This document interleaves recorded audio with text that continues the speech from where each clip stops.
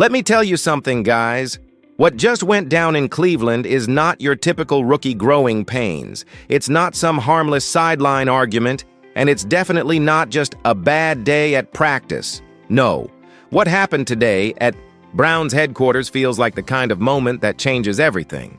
Shedeur Sanders officially walked out. And I don't mean stormed out and cooled off. I mean, grabbed his stuff, looked around one last time, and left that building, with teammates staring in absolute disbelief. No explanation, no warning, nothing, just gone. And if you know anything about this game, you already realize this is catastrophic. This isn't posturing. This isn't some negotiation tactic. This feels like a full-blown organizational implosion, right in front of our eyes. From everything I've heard, it all came to a head during the morning offensive installation. Picture this. Stefanski's questioning SHEDEUR on a third down package, trying to push him on execution against the scout defense. Voices start rising. Sanders stands up, takes off the wristband with the plays, looks him dead in the eye, and says, "I'm done with this." Then he walks straight out. Stefanski chases after him into the hallway, shouting at him to get back in the room. Coaches scrambling to intervene. But SHEDEUR, he never even looked back, just kept walking, right through the lobby, out the doors, into the parking lot, and drove away while an entire building of players and staff stood frozen in silence. Now listen, when the head coach of an NFL team is literally yelling down a hallway at his rookie quarterback, and that quarterback doesn't stop, that's not normal. That's not tension. That's an earthquake. One assistant coach said he'd never seen Kevin Stefanski like that in 20 years of coaching. And if you saw Stefanski's press conference afterwards, let me tell you, what he showed the media was the calm version. Behind closed doors, sources say it was volcanic, rage, expletives flying, hands shaking. This was not controlled frustration. This was eruption. And then Stefanski stepped up to the podium, tried to put the professional mask back on, and said the words, "We've done everything to support him. But at some point, you have to put the team first. That's non-negotiable." Translation? Stefanski sees this not as disappointment, but betrayal. He believes Sanders crossed an unforgivable line. And when reporters pressed him, asking about Sanders' actual grievances, Stefanski's composure cracked. "We're discussing professional football, not therapy sessions," he snapped, his voice rising, his knuckles gripping the podium, his jaw tight. Every quarterback gets criticized. Champions embrace accountability. For a brief second, the mask slipped, and we saw the fury boiling underneath. But here's the truth. This didn't come out of nowhere. This has been building. Sources say Sanders has felt increasingly singled out ever since that ugly loss to the Rams. And remember, he threw for 3 touchdowns in that game, 70% completion rate. But what did Stefanski do in film study? Allegedly picked apart every missed read, every protection adjustment, every audible, barely acknowledged the positives.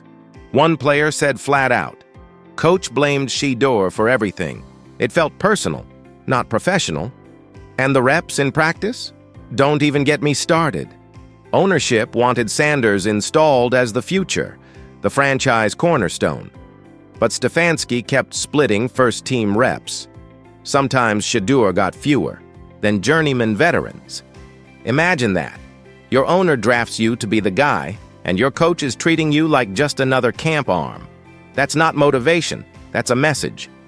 A deliberate one. Then came the press conference after the Rams game, when Stefanski said, "Young quarterbacks must learn winning requires more than stats." Everyone knew who that was aimed at. Sanders knew. He watched the clip over and over, stewing. Felt like a scapegoat. Felt like the blame was being laid squarely at his feet while the rest of the roster got shielded.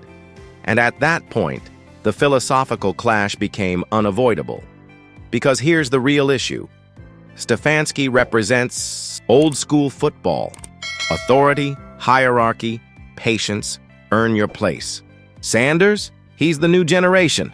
Instant impact, brand awareness, refusing to accept limits. Neither is wrong. But put those two on a collision course, boom, compatibility goes out the window. And when Sanders finally walked out, the facility descended into chaos.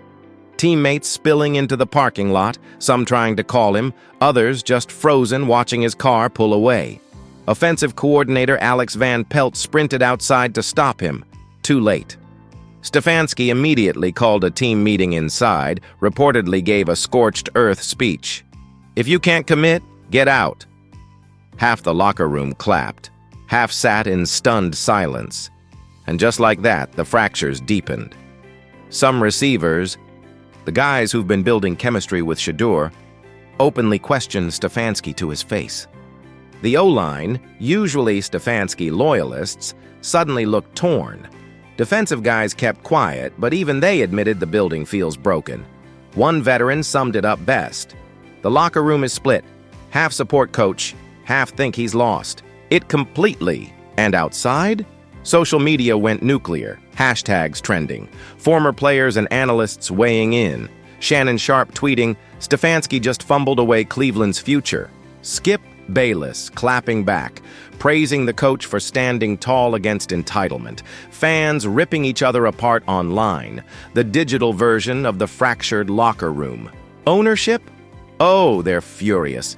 Jimmy Haslam, the guy who personally wanted Sanders, who stood on the stage declaring him the Browns' savior, reportedly went ballistic. Called Stefanski, screamed down the phone, demanded this situation be fixed immediately or else. Imagine that. Your authority not only challenged by your quarterback, but by the billionaire owner who signs your checks. Stefanski's on the hottest of hot seats, and poor GM Andrew Berry, he looks like the man caught in the crossfire. He pushed for Sanders. He backed Stefanski. Now both his calls are blowing up at once. Sources say he aged 5 years in 5 hours. Yesterday trying to patch this mess, calling Sanders reps, calming the owner, spinning the media, damage control on a scale nobody planned for. Let me just be real with you. What's happening in Cleveland right now doesn't even feel like football anymore. It feels like we're watching a live-action disaster movie play out inside an NFL franchise. I mean, instead of stability, instead of order, instead of clarity, chaos reigns supreme. It's gotten so bad that I've heard defensive coordinator Jim Schwartz, a guy who's been around this league forever, actually tell his staff, prepare like normal while everything burns around us. That's not a strategy, that's survival mode. And then you've got Bubba Ventron, the special teams coordinator, joking darkly, well, at least punt team is drama-free. That's gallows humor. That's what you say when you know the house is on fire, and all you can do is laugh before it collapses. But behind those jokes is a deep, genuine fear. Fear about competitive readiness. Fear about what this team is becoming. And make no mistake, the rest of the league is watching with this strange mix of fascination and horror. One NFC general manager reportedly said, "This is exactly why quarterback evaluation extends beyond physical tools. You're drafting personalities, not just players." And then an AFC executive chimed in with something even harsher. Cleveland's making every mistake possible. It's almost impressive how badly they've mismanaged this. Think about that. Other teams aren't just criticizing the Browns, they're using them as a cautionary tale. And the truth is, players around the league are watching too. Because what SHEDEUR Sanders is doing, this rookie standing up to an organization, possibly forcing change, if it works, if he bends the Browns to his will, then he sets a precedent. Rookie leverage changes forever. But on the flip side, if Kevin Stefanski holds firm and keeps his authority despite ownership breathing down his neck, then it becomes a rallying cry for coaches everywhere. You don't let the players run the what?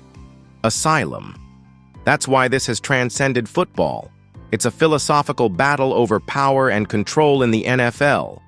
And the crazy part? Behind the scenes, the negotiations have been downright wild. I've heard Sanders' camp presented demands like guaranteed starter status, input on play calling, and even a public apology from Stefanski. And Stefanski, He fired back with his own counter. Sanders returns immediately, apologizes to the team, and accepts whatever role the coaching staff decides. That's not compromise, that's a standoff. That's two mountains refusing to move, and right now, it looks unbridgeable. See, Stefanski's entire coaching identity is built on discipline, structure, hierarchy. To give in to a rookie would shatter everything he's ever stood for, everything his assistants and veterans believe about him. His credibility would be gone, yet ownership keeps tightening the screws. Jimmy Haslam reportedly wants Sanders playing Sunday no matter what. So Stefanski is backed into a corner, preserve his principles or preserve his job. And Sanders? This kid is equally dug in. A fifth-round pick who already proved the doubters wrong, who fought tooth and nail for a shot, now feels like he's being slapped with disrespect all over again. Every criticism feels personal. Every limited rep in practice feels like bias. So when he walked out, it wasn't just frustration. It was a statement. I deserve better. I won't be treated like this. And if he comes back without changes, he feels like he's conceding defeat, bowing to Stefanski's authority, and that's something he refuses to do. Even the fan base is split in half. Younger fans, they're riding with Sanders, framing this as player empowerment. They see it as standing up to the system. Older fans, they're siding with Stefanski, calling for discipline, tradition, order. That generational divide, it mirrors something much bigger than football. It's about authority versus autonomy, respect versus rebellion, institutions versus individuals. Meanwhile, the media has descended on Cleveland like sharks smelling blood. ESPN, Fox, NFL Network, they've basically set up permanent camps outside the building. Every tiny update becomes breaking news. Former players and coaches are weighing in, even though half of them don't actually know what's happening. But controversy drives clicks, it drives ratings, and let's be honest, this story is gold for them. And the possible outcomes? None of them are good. Maybe Sanders and Stefanski reconcile behind closed doors. Both sides pretend it was a misunderstanding. But that relationship would be fragile at best. Or Stefanski gets fired and Sanders walks back in triumphant, with a new coach in place. Or Sanders gets traded and Stefanski survives, but the organization resets again. Or the standoff continues, the season implodes, and everybody, coach, quarterback, front office, ends up gone. Pick your poison, because they're all toxic. Even if Sanders returns tomorrow, trust has evaporated. Chemistry is shattered, the team is fractured, and opponents know it. I've heard Pittsburgh's defensive coordinator told his guys straight up, they're imploding. Just stay patient. Let their dysfunction destroy them. That's how bad it's gotten. Other teams don't even have to beat the Browns anymore. The Browns are beating themselves. Now don't get it twisted. For Sanders, the stakes are monumental. If his gamble pays off, he's remembered as the rookie who shook the system, who forced organizational change with sheer willpower. But if it fails, he's branded as difficult, immature, uncoachable. That stigma follows him forever. Scouts already know it. One even said, this sticks with him no matter what. He's either courageously principled or impossibly difficult. There's no middle ground. And Stefanski? This is his Alamo. If he bends, he loses credibility forever. If he refuses, he might lose his job. He reportedly told friends, I'd rather get fired with integrity than survive through capitulation. That's a man ready to go down swinging, no matter the cost. But the truth here runs deeper than Sanders or Stefanski. This is about the Browns' DNA. For decades, it's been the same cycle. Different coaches, different quarterbacks, but the same dysfunction. Something in the foundation is broken, and until it's fixed, disasters like this aren't anomalies. They're inevitabilities. And now here we are, staring at Thursday night, with no resolution in sight. Sanders isn't returning calls. Stefanski won't budge. Ownership grows desperate. The players are confused. The media's circling. The fans are at war with each other. This isn't just a quarterback controversy anymore. It's a full-blown organizational crisis. And here's the chilling part. When your rookie quarterback literally walks out and your head coach refuses to yield, you don't just bounce back from that. Someone's getting fired. Maybe multiple someones. Maybe everyone. This is organizational Armageddon. And it's happening in real time. The only thing I know for sure is this. The Browns have once again redefined dysfunction. This season, just weeks old, already feels lost. And until somebody in Cleveland finally establishes authority, builds culture, and unifies that locker room, the cycle will keep spinning. Another wasted year. Another coaching casualty. Another rebuild before the current one even had a chance. Ladies and gentlemen, this is what it looks like when a franchise devours itself. And the NFL is watching, horrified, yet unable to look away.